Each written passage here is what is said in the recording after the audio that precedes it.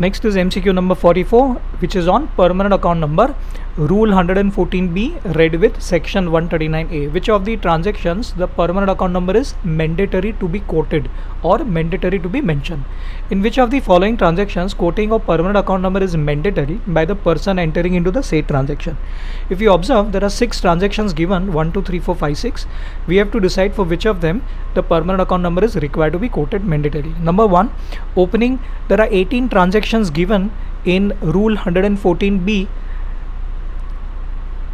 Number 1, opening basic savings account. Now basic savings account, permanent account number is required to be quoted while opening savings account, current account, etc. But if it is a basic savings account where the minimum balance is not required, one type of Jan Dhan account, Jan Dhan Yojana account, that kind of account is maintained or it is to be opened, then permanent account number is not required.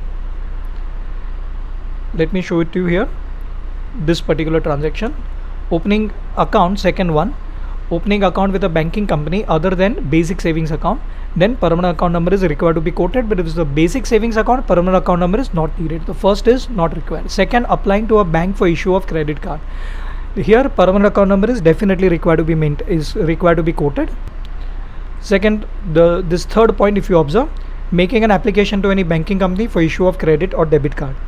So here permanent account number is required to be quoted. Third transaction is payment of 40,000 to a mutual fund for purchase of its units. Units is one type of security. Now here permanent account number is not required to be quoted as per Rule 114B.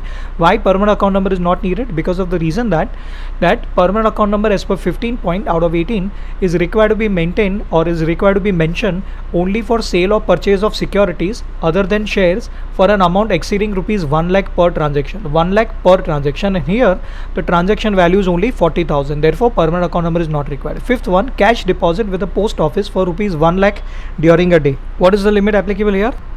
Here the 10 point will be applicable.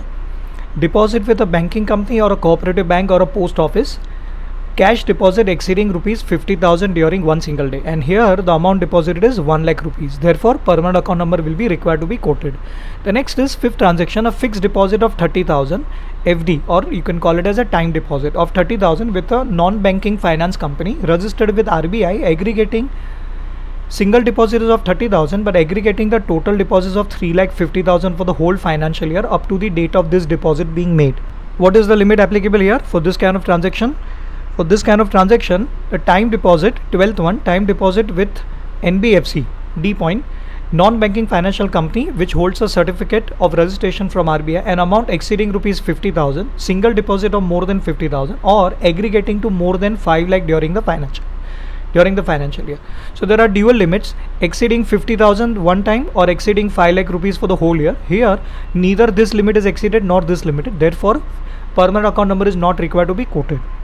Next is the sixth transaction, the last transaction, sale of shares of an unlisted company for an amount of rupees 60,000. Now what is the limit applicable here for transaction of shares or security? Shares or security, 15 point out of total 18 points of Rule 114B. Contract for sale or purchase of securities, but it says other than shares.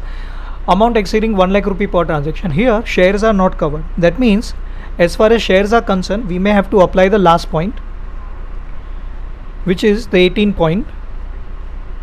Sale or purchase by any person of any goods or services of any nature other than those specified in serial number 1 to 17, an amount exceeding 2 lakh per transaction. So in case if it is other than shares, then the limit is different, and it is shares, then it will fall under 18 point. Limit will be 2 lakh rupees. And what is the amount of transaction given here? 60,000. Therefore permanent account number is not required to be quoted. So for which of the transaction permanent account number is required to be quoted as per our answer? Second and fourth point. So our answer is A, 2 and 4. Let's check what's Institute's answer. Our answer is A. Institute's answer is also A. With that, this MCQ comes to an end. Our answer is correct. See you in the next video with the next MCQ.